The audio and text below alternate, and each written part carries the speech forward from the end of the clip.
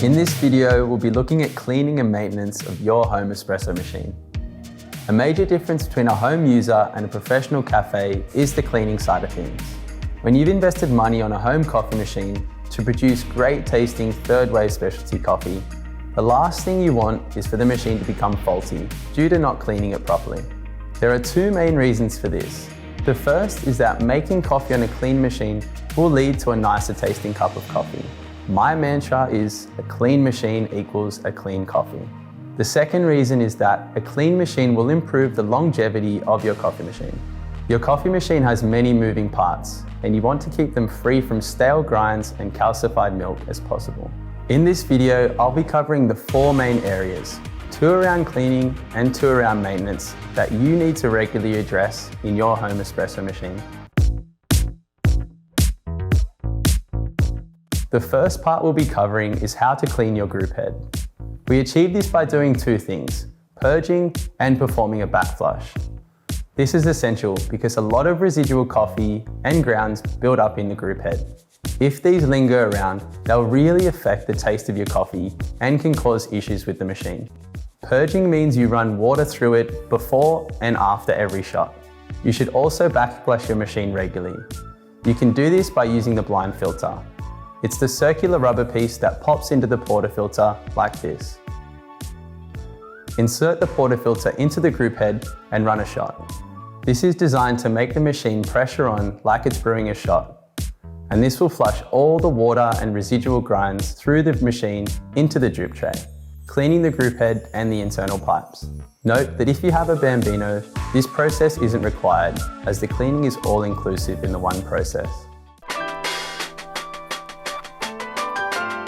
The second part we're covering is focused on the steam wand, and this will be purging, wiping, and giving a deeper clean of the tip.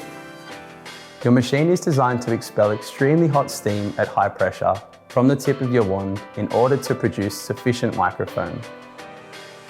Purge prior to use. Do this by opening your steam wand to clear out any condensation or water and milk buildup in your machine before you start to texture. Then immediately after texturing, you should wipe the steam wand with a clean, damp cloth and purge again, just like your local cafe does it. For good hygiene, it's really important to have a dedicated cloth for your steam wand and a separate cloth to wipe the machine and the bench. It doesn't take long for milk to dry and calcify onto your hot wand. If this occurs, it can produce a crusty layer that will block the holes and prevent the right pressure and steam entering the milk to produce silky microfoam. To address this, at least once a week, I would suggest soaking the whole tip in a cleaning solution or boiling hot water.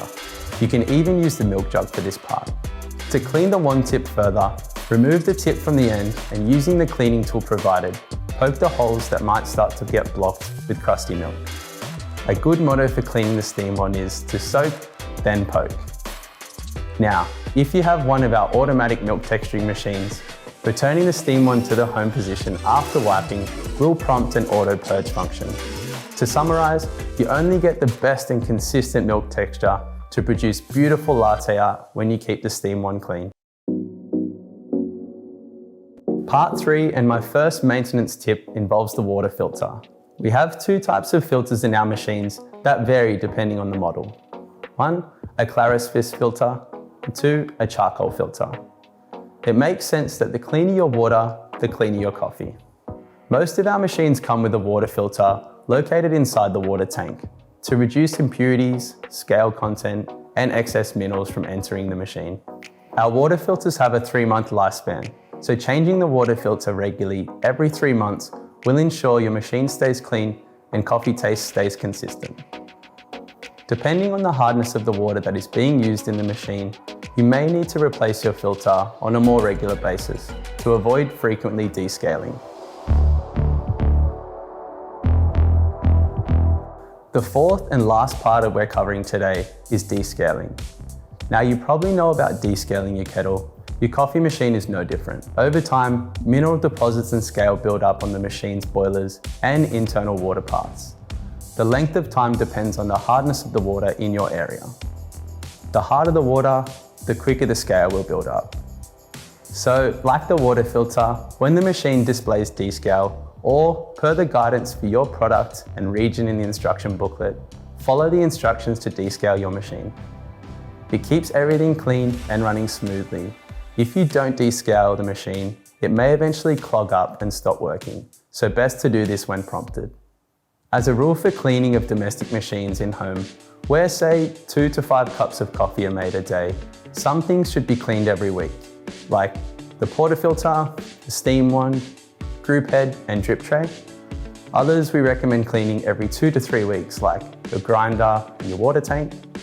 And then there are some things that should be cleaned every few months, like your water filter and descaling the machine. You can remove the hopper of your grinder and using your cleaning brush to remove any excess grinds, or even using a vacuum for a thorough clean. This will ensure you don't get stale beans and ground coffee building up. Ultimately, you should always have in the back of your mind that a clean machine equals clean coffee.